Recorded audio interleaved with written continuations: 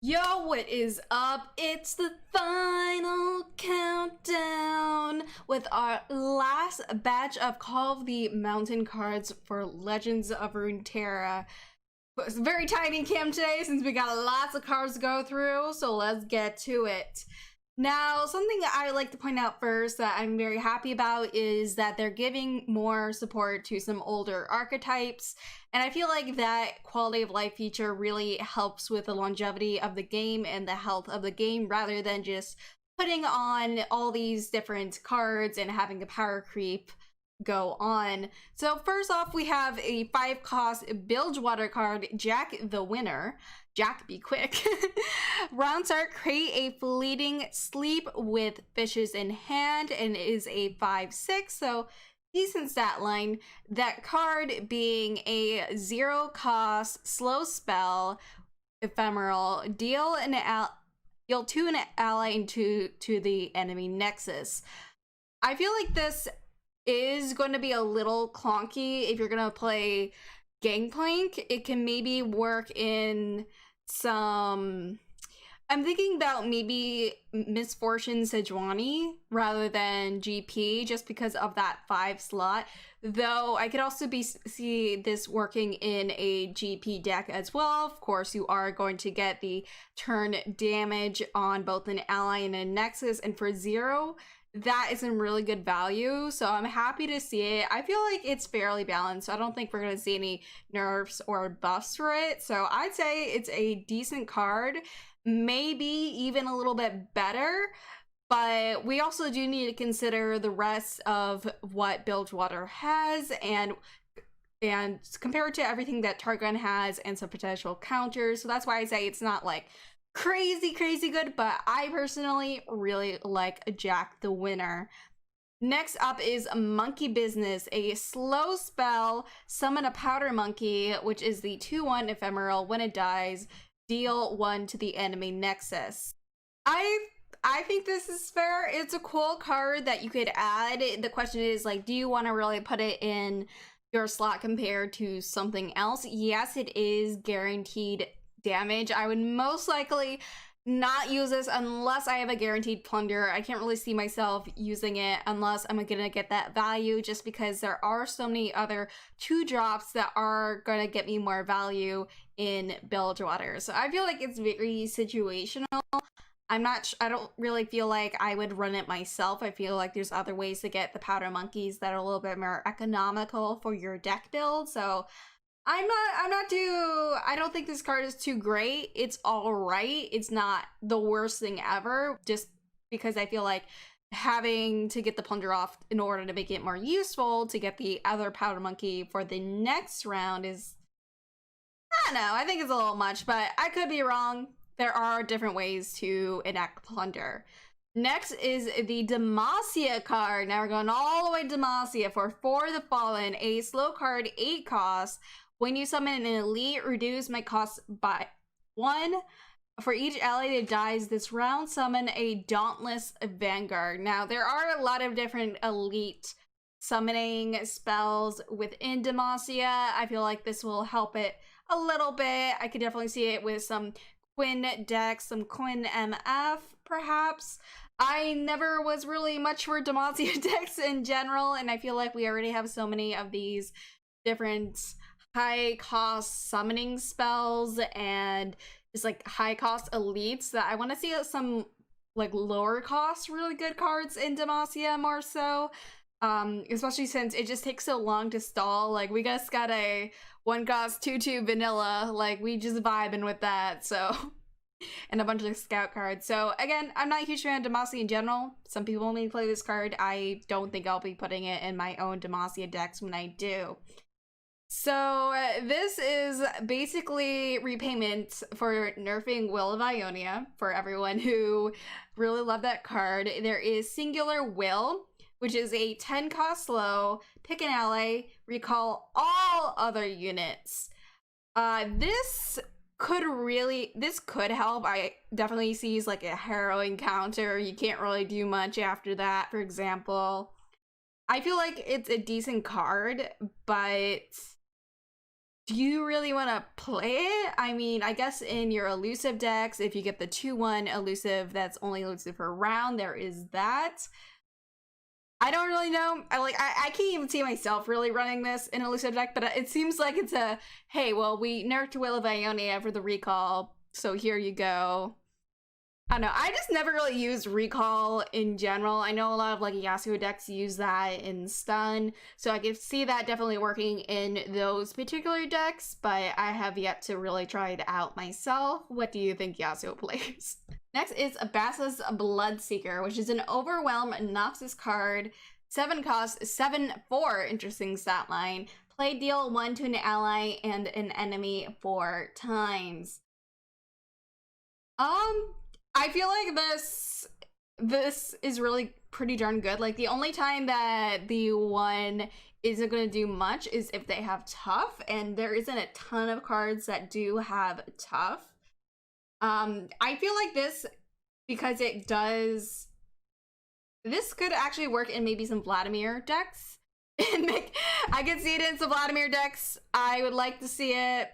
Vladimir is probably one of the worst champions in the game right now. The Overwhelm is nice, but I feel like this isn't really worth it in most situations. It's very situational, and I'd probably just find it in some fun meme decks, but that's just me. Next is Noxus, Apprehend, Slow, stun an enemy if you have a Darius Rally. This could be really fun. This could be really fun. It could be alright just for the stun alone, but the fact that if you have a Darius Rally makes me actually think about the elusive Darius deck that saw a little bit of play during this season, and I'm really interested in seeing if it will work, especially against all this heal. It does give me a little bit more hope for this, for Noxus in general, especially since so much of their burn is countered by this Targon heal that a lot of people are most likely going to be playing. So I think it's a cool card. Will it be good? I think so. I think it's gonna be good just for the stun alone, and then the Darius, like, I'm gonna try elusive Darius again. Let's go make it a thing, y'all. Next is a Tri-Beam Improbulator. Interesting name. A 4-cost slow spell from Piltover and Zon. Deal 1 to unit. Summon a random 1-cost unit. While I'm in hand, increase both by 1 when you play a 3-cost card. Well, that's a lot of text.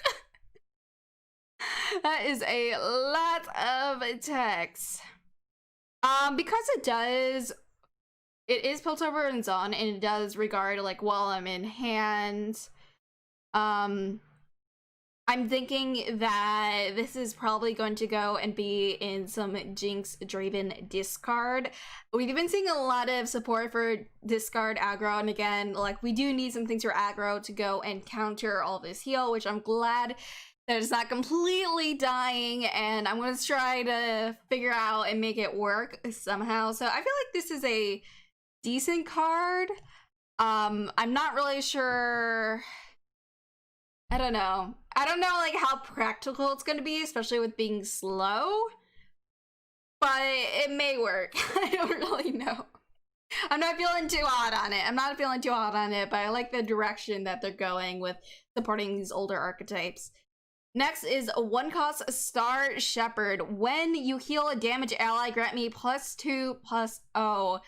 Now, if this was in any other region other than Targon, I would say I don't really know, but it's Targon, and there are so many ways to versatility with healing either your Nexus or your ally.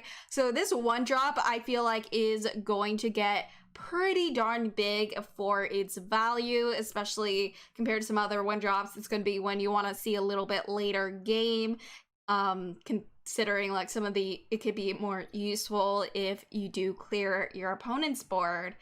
Also, that art is adorable. It's so cute. All these, like, little celestial animals. Adorable.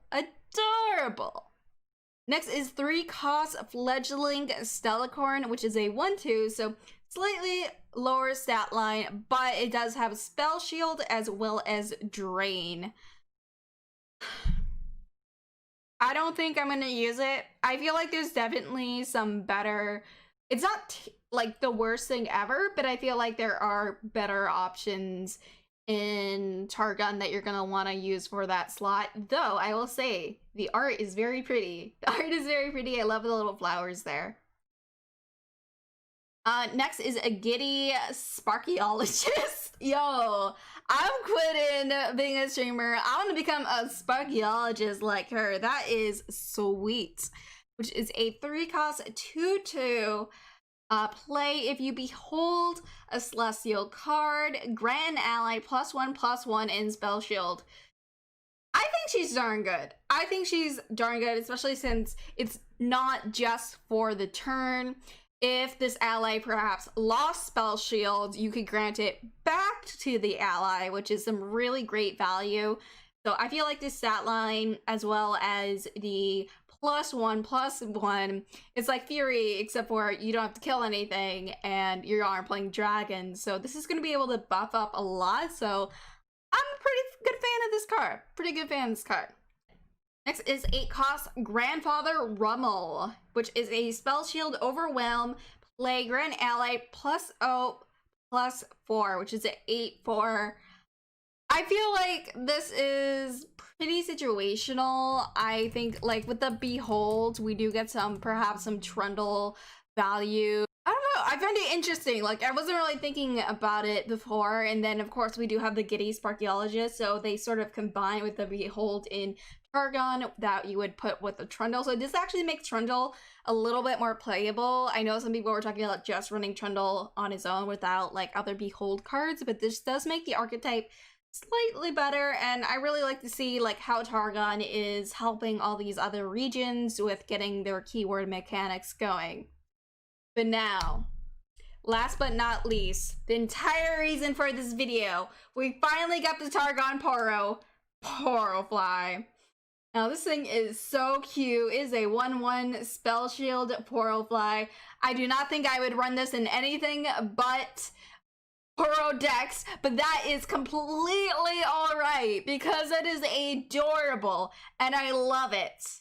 And you know what? At the end of the day, sometimes you just gotta love your Poros. Anyways, tell me what your favorite card was from this release so far. Do you like that they're supporting some old archetypes, and do you have some dusty old decks that you want to sort of revitalize with some of these new cards? I'm so hyped for Targon tomorrow, and I'll see you there. We'll be streaming, and I am so excited for this new set.